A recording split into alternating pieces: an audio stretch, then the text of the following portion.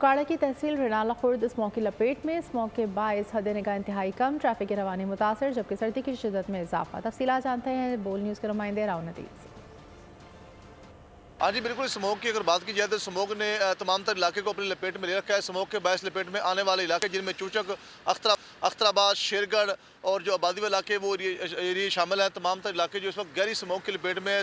Smoke के बायस हद निगाह इंतहाई कम हो चुकी है, जबकि ट्रैफिक की रवानी जो वो मुतासर नज़र आ रही है। जबकि मोटरवे पुलिस की जानिब से यह हदायत जारी की जा रही है कि शहरी जो है वो गैर ज़रूरी सफ़र से गुरेज करें और गाड़ी ड्राइवर जो गाड़ियों में दरमियानी फासला रखें। तो हम इस हवाले से फोक लाइट का इस्तेमाल जो उसको हदायत भी जारी की जा रही है। जबकि माहिरीन का ये भी कहना है कि स्मोक जो है वो सांस के लिए ज़्यादा नुकसानदेह साबित हो रही है। इस हवाले से मैं आपको बता चलूँ कि मौसम की अगर बात की जाए तो महकमा मौसम का जो हाल बताने वाले माहिरीन उनका ये कहना है कि इस स्मोक का जो दुरानिया ये मज़ीद अगले दिनों में बढ़ने का इम्कान है। हम इस हवाले से शहरियों को चाहिए कि एहतियाती तदाबीर अपनाएं और गैर ज़रूरी सफ़र से। बहुत शुक्रिया राव नदीर।